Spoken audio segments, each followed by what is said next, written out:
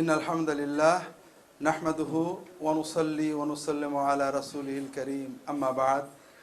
সম্মানিত সভাপতি, সম্মানিত অতিথিবৃন্দ, আসলে আমরা তো ওয়াজ করি ময়দানে সাধারণ মানুষের সামনে, আর আজকে আপনারা এখানে সবাই বড় বড় ওয়াইজ, বড় বড় প্রাজ্ঞ পণ্ডিত আলেম, বিভিন্ন মাদ্রাসার মুহাদ্দিস ফকি প্রিন্সিপাল। কাজেই আমি যে কথাগুলো বলবো আমার মনে হয় আপনারা সবাই এগুলো আমার চেয়েও ভালো জানেন। তা আমার আর্টিকেলটা এই ছোট্ট বইটার ভিতরে আছে, আপনারা দেখতে পাচ্ছেন। এটা 21 পৃষ্ঠা থেকে শুরু হয়েছে, উম্মতের ঐক্য ও ঐক্যের দাওয়াত। এখানে প্রথমে যে বিষয়গুলো, এগুলো প্রায় আমরা সকলেই জানি। সেটা হলো ঐক্য খুব ভালো জিনিস, অনৈক্য খারাপ, সবাই জানি।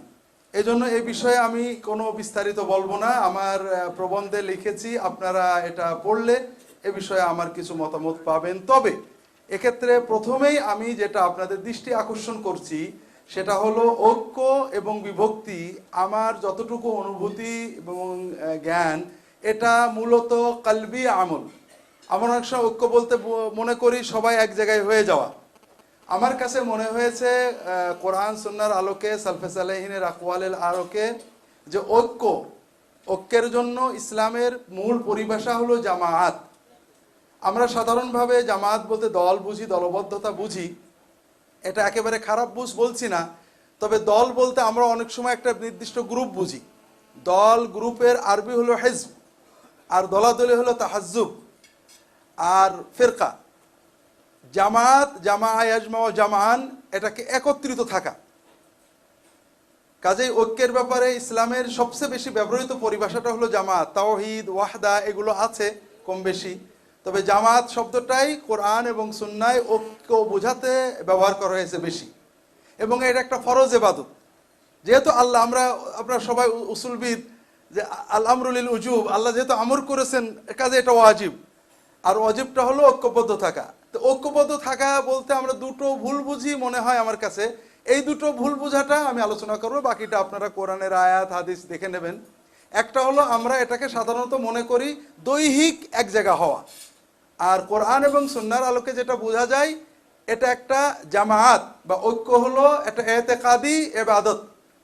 কারণ আল্লাহ তাআলা বলছেন ওয়াতাসিমু বিহাবলিল্লাহি জামিআ ওয়া লা তাফাররাকু ওয়াযকুরু নি'মাতাল্লাহি আলাইকুম ইয কুনতুম আদাআন ফাআল্লাফা বাইনা কুলুবিকুম ফাআসবাহতুম বিনি'মাতিহি ইখওয়ানা।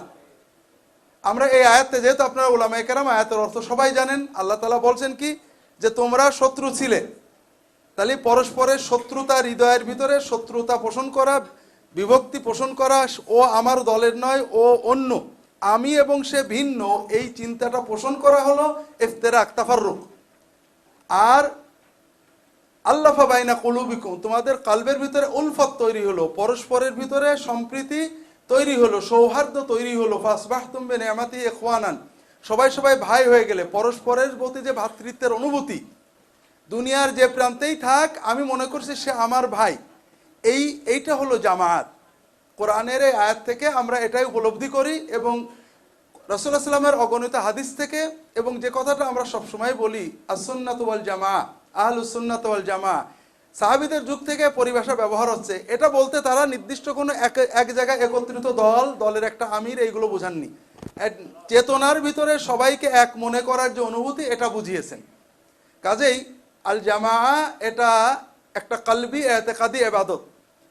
আমরা যদি অন্তত মুসলমান ইসলামত্বকে, ইমানকে সর্বোচ্চ গুরুত্ব দিয়ে এটা বিশ্বাস করতে থাকি যে সব মুসলমান আমার ভাই, আমার সাথে তার মতের অমিল আছে, কিন্তু আমরা এক দল, সেই দলের নাম ইসলাম, তাহলে আমরা জামায়াতের যে ফরজ ইবাদতটা আমার মনে হয় পালন করতে পারি, যেটা আমরা এখন করতে পারছি না। আমি আবারও বলি যে আমরা বিস্তারিত আলাপ করে লাভ নেই, কারণ আমার এখানে যারা আছেন সবাই উলামায়ে কেরাম, এবং উলামায়ে কেরামদের ভিতরে একটা বিশেষ শ্রেণী উলামায়ে কেরাম যারা তাওহীদকে, সুন্নতকে, শরিয়াতকে গুরুত্ব দেন। কাজেই বিষয়গুলো আপনারা সবাই জানেন। এটা হলো একটা বিষয়।